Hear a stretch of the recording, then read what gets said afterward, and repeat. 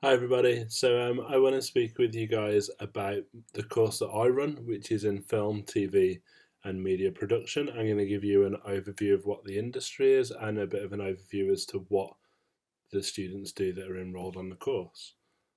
So let's get this slideshow moving. What you're generally going to do is you're going to learn to plan, produce, and critique moving image for a purpose. You are going to work in teams, you're going to work from your own initiative, and you're going to develop skills towards a future career in film, TV, or media production. And a lot of our students go on to fulfill those careers. I'll give you a link at the end of this as to where you can catch up with some of those guys that I interviewed over the summer. In the first year, one of the biggest projects you're going to work on is the production of a music video, which you'll kick into around about Easter time. So you'll be taking a lot of skills that you've developed in cinematography, so in camera techniques, lighting techniques, post-production techniques, editing techniques, visual effects techniques, and be applying those into a music video. And these are some of the examples from the year before last.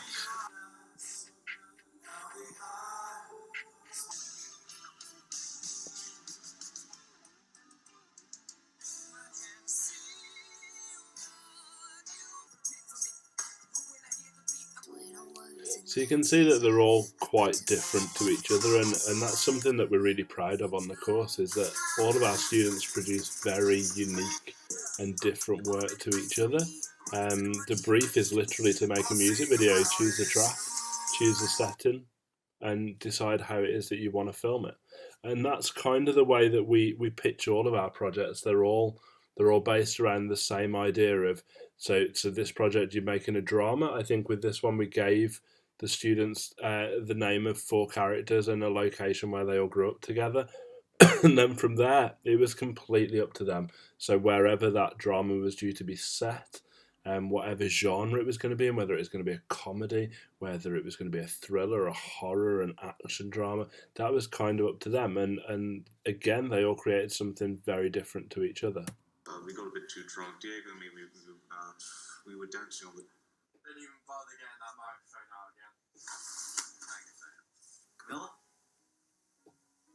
Does it matter where we go? The students worked in teams on this one. I think the teams were of about five or six people in each team, and then they went off, they wrote the scripts, and they went and worked on their own productions. Our students will work on other products, and we try and keep everything highly relevant to where the industry wants them to be at in terms of skill set. So quite early on, our students will make adverts. We'll give them a series of products to design adverts for, and then they'll again script. They'll choose the locations that they're going to be based, and they'll get on with actual production of the adverts. And all of the people you see in these videos are generally our students also doing a bit of acting on the course as well, and having a good time while they're at it, and making good friendships. We work on making documentaries, and again, it's an open brief. It's literally, what are you interested in? Let's look at factual programming techniques and how to actually film them, and all the skills that are required to actually make a documentary, and then kind of hand it over at that point and allow the students to go and build their own personal documentaries. Now, this particular year group was building documentaries in lockdown, so a lot of the documentaries were about lockdown, but we had students doing stuff on train lines that were being built, on environmentalism, on reading. But it was really nice to see this particular group of students remain active and be really proactive in their outreach to go in. I'm going to do it. I'm going to do this documentary. I'm going to interview these people. I've still got access. I can still do this, and that was really positive to see. Lockdown didn't completely restrict production activities in this sense, and that was a great thing. The topic of climate change is much more than just a topic. It's a crisis. Okay. Our students will produce idents, which is a little advert for a channel. We generally pitch that around the horror channel, and then again, kind of open brief. So research the horror genre, and then produce some content that falls in line with horror expectations. So I mean, these are obviously time lapses of what they made, but it gives you a bit of an idea as to how they make them. One of the big projects you work on in the first year is an experimental film. So we look quite a lot at using exhibition space and not just necessarily the skills and craft involved in making the video, but also the opportunities that you get with using space. So that this particular video is a bit of a collection of some of the clips from inside the exhibition space with some of the final videos.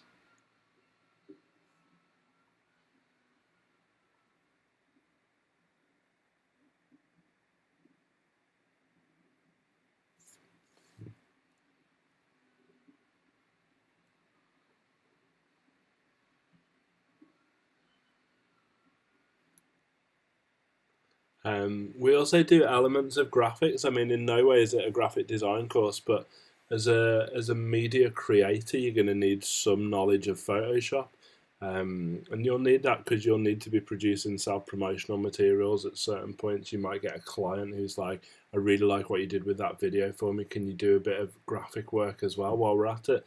So we go through Photoshop training, and we teach you guys really how to build within convention. So it's not something you necessarily need to be creative for. It's more looking at the way that other people, pure graphic designers make graphical content, and then we look at kind of copying it and re-galvanizing it into something that's slightly our own, but also that looks incredibly professional. Like, I'd hope that looking at this image, you'd think that that was just an image that somebody screen grabbed the whole thing off Netflix, but you can see by the layers going on that they built it from scratch. Sometimes our students will work on animations, visual effects sequences, posters, scripts, title sequences. Yeah, and they have access to a lot of different equipment, which I'm sure you've seen from being around the area anyway. I'd like to pursue a media career.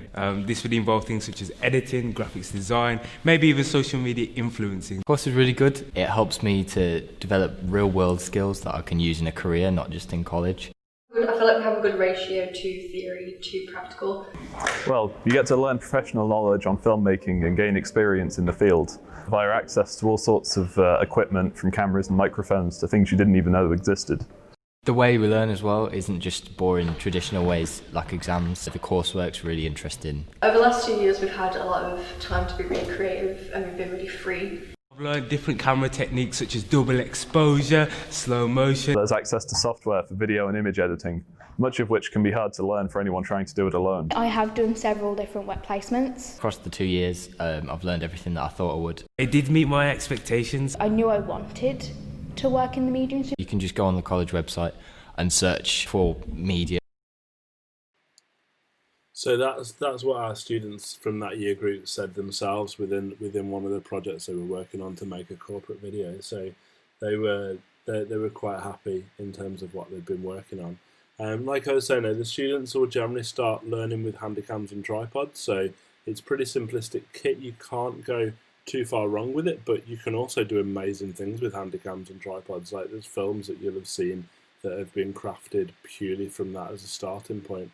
We then progress from there to move on to using gimbals and GoPros. The GoPros give us a lot more versatility in terms of frame rate. The gimbals give us more versatility in terms of being able to move the cameras around. And then our students will move from there up to maybe the Canon C100 Mark II, which is an entry-level cinema camera. So at that point, our students are really starting to think about filming individual shots as opposed to filming an entire sequence, like just filming a collection of shots that are going to get edited together into a sequence. The C100 is a lot more technical as a camera than the GoPro, but it looks a lot more intimidating. The first years did training on the C100 around about November time, so they're starting to get used to the way these cameras work. We've got a time lapse here from some of our current first years working on a production set. So this was for their horror ident. So we can see them actually dressing the set right now. They've chosen the location. They're starting to put all the props up and rearrange the trees into the way they actually want the tree to look. And then in a moment we're going to see our actor getting into character, putting costume on, using the camera for a bit of makeup application and fake blood. And then there we go. We can see the camera getting set up. And I think this was over the course of about 2 hours, and it's pretty telling as to what a lot of our students will do with first projects. They spend a good few hours out on production playing about with it, but in reality, this particular shoot, the guy's production, who it was, this is how he wanted it to look. He wanted it to be in a woodland. He wanted a character to be dressed, covered in blood. So you just have to go out to those locations. It's not always a course that can be done in the classroom. And our students demonstrate a lot of post-production skills as well. They do a lot of work in the edit of videos. So this is a time lapse from one of our students when they were working on a music video. So we can get an idea of the sort of things they were putting into the work. And I think I've got a feeling that he edited this over the course of around about 3 days. And there's some really nice creative techniques within there that he used, like creating fake match cuts. He tracks that layer to the character's face to suggest that they're a little bit broken. It's a really nice, clever video in that respect.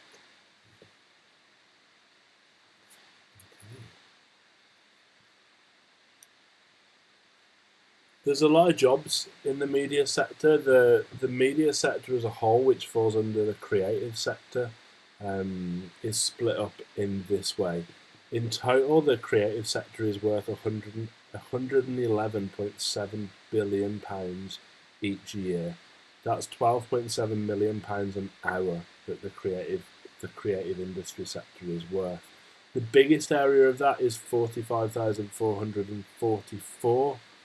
And that's I kind of feel that that's the percentage which goes for IT, software and games, but within software that brings post-production in as a software application. 20,000 of that, 20,814 is in film and TV, which is a pretty massive area considering the 18,623 that are in marketing. A lot of those guys are coming from a media background as well. So combining those, you're up to 39,400, somewhere around there. So it's a pretty massive sector, and it's a sector that's growing. That's really important. Like, we're seeing more and more film production happening in this country. We're building studios currently in Birmingham that are coming towards the end of the development, which is really good to see. Channel 4 are just moving up to Leeds. Obviously, a lot of the BBC and ITV moved up to Manchester. London's still a pretty central hub at the moment for film production, but we're expecting to see a lot of that starting to move up to Birmingham as well with the HS2 line going in. And it's just nice because the infrastructure's there to allow people to come up to Birmingham, and all the hotels are there, the right accommodations in place, the right facilities are there. It means that the business is booming. And by bringing those sorts of productions more local, it also creates more companies, because people go, oh, we're going to set up a company supplying all the equipment. Oh, we're going to set up a company and supply these specialist staff into the industry when they're required. So it means the opportunities grow. And that's probably the main thing for you guys. This is one of my fondest images from the last 12 months. This is one of our groups out on a shoot, so you can see crouching down, that's Ashley and Kathleen. There's a GoPro that you can maybe just about see on a gimbal. The girl jumping in the foreground is Faye, and then we've got Lainey and Millie over here, who are both doing their best job as possible to encourage the action that Faye's then choreographing. I really like that image. I really like that image because it shows quite how involved all of the people on set are, and it's really nice to see. In terms of careers, our students generally progress into suitable employment and into relevant employment for things that they're actually looking at working in. When Sam joined us, he was really interested in football and really interested in radio. He did quite a lot of work where he'd take a project that we worked on and then go and apply it to a radio show. And he now works as a world planner for Premier League productions. So he does a lot of documentaries with a lot of current football stars and football managers and past and present, really. You can see Sam in a number of different interview situations there. A student of mine from 2014, Reese graduated. So Sam graduated back in 2012.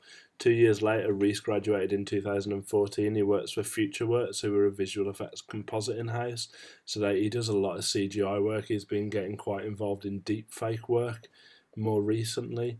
He was very, very passionate about visual effects when he joined the course, and spent a lot of time trying to adapt the projects we'd write and be like, oh, here you go, James, I've been working on this, what do you think? Georgia Wickramonte, she joined us in 2009 on a level 2 course. She now works for Discovery Channel, among other jobs. She's a scheduler with Discovery Channel, so she gets involved with choosing what time certain shows go out on air. Nico Omlana was with us 2014 to 16. You might recognise him from YouTube fame. The guy sat next to him on the right hand side is a guy called George Wise. He met George on the course. Nico was very much into building a YouTube career when he was at college and when he left the course. But as he said when I spoke with him, he was kind of on the edge of like 100,000 followers, and he couldn't seem to get it any further than that. He got in, this was after he left college, about a year after he left college. He got in touch with George and said, look, I'm trying to build my YouTube channel. We got on really well at college. You're a brilliant editor. You're a great filmmaker. Do you want to link up? And George said, yeah, do you know what? Why not? Let's give it a go. Let's give it a couple of months and see what happens. And in those couple of months, they took the YouTube channel from 100,000 subscribers to 1 million. And at that point, it became very, very real to both of them that this was a career that was growing. I saw Nico the Christmas before last with George, in fact, and they were telling me that the day before they'd been to a meeting with Channel 4 who were trying to get them to present a TV show, and they didn't want it. They didn't want the job. It wasn't worth it. The exposure they're getting on YouTube is bigger than what TV can offer. I think they're on like 2.5 million followers right now. And what's really nice is every time that I speak to these guys, like Nico is very much the face of the channel, but it's to him, it's him and George. It's the two of them, and I'm pretty sure at this point the team's growing even bigger. There's loads of other career opportunities. I spent the first lockdown interviewing former students and talking to them about what they're doing now. So I'll put the link, I'll give the link to Sue so she can share that link with you. In terms of what you would do next if you came on the course, a lot of our students go on to university or employment. Generally speaking, they go to university, then employment. They tend to specialise in their field, so they'll go and specialise specifically in film or TV promotion, animation, graphics, visual effects, communication, events management, journalism, lighting design, stage management. So it's quite a varied area that you can study at level 3 and then take into a more specialised route at university. And then generally speaking, you find employment in your field, and then you come back and tell me about it when you get a day off. So, you know, next year you've got to decide what you want to do. We're hoping that life will be far more normal next year. One of the things that I'm particularly proud of with this course, well, I'm proud of two things with this course, which is one, wherever our students need to go to make a production, they go.